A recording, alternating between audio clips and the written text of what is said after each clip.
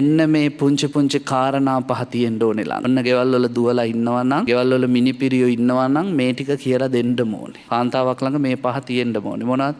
පළවෙනි එක පුබ්බුට්ටායිනි. උදේ පාන්දර නැගිටින්න. මොකද අම්මා නැගිටලා දෙපගිනි මෙලෙව්වහම නිශ්‍රියා කාන්තාව ගෙටෙන්නේ. අම්මා දවල් 12 වෙනකන් නිදිනවා නම් ඒ ගෙදෙට්ට කැඳක් නැහැ. කවදා හරි අම්මලා වෙන්නේ මේ පුංචි ගෑන් ළමයිනේ කවදා හරි. ඒගොල්ලන්ට කියලා දෙන්නකො උදේ පාන්දර පුතේ නැගිටින්න.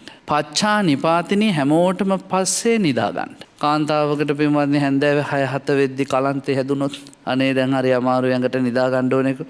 ගෙදර ඉඳුල් තැන් වල ගොඩ ගැහිලා. කාපුවා කාපු තැන් වල. කුණු මුළු වල හැමතැන. කැරපොත්තෝ මීයෝ ගෙවල් ඇතුලේ පැටව ගහනවා. ඉඳුල් ගඳට අමනුෂ්‍යෝ ගෙවල් වලට බැල්ම හෙලනවා. ඒ ගෙදර සිරියාව ඔක්කොම නැති වෙලා යනවා. ඒ නිසා කාන්තාවකට කියලා දෙන්න ඕනේ පුංචි කාලේ සියලු වැඩ අවසන් කරලා නිදා ගන්න. එතකොට සුව නිින්දක් හොඳට නිදා ගන්න පුළුවන්.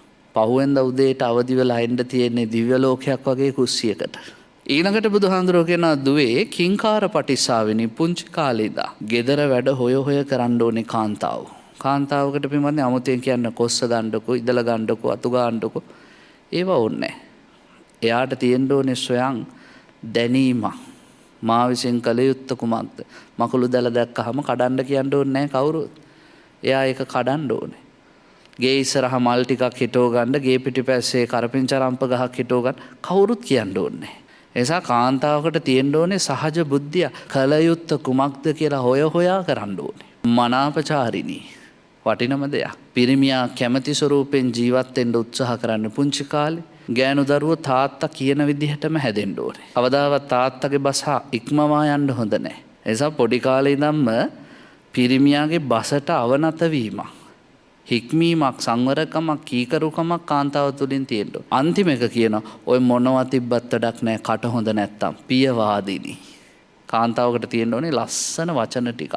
පිරිමින්ගේ හිත් නිවන වචන ටිකක්.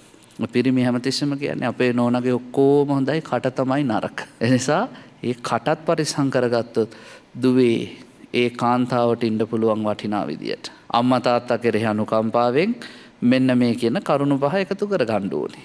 මෙලොව පරලොව සැප කැමතිනම්. උදේ පාන්දර නැගිටලා හැමෝටම පස්සේ නිදාගෙන ගෙදර වැඩ හොය කරලා පිරිමි බසට අවනත වෙලා සහ ප්‍රිය වචන කතා කරලා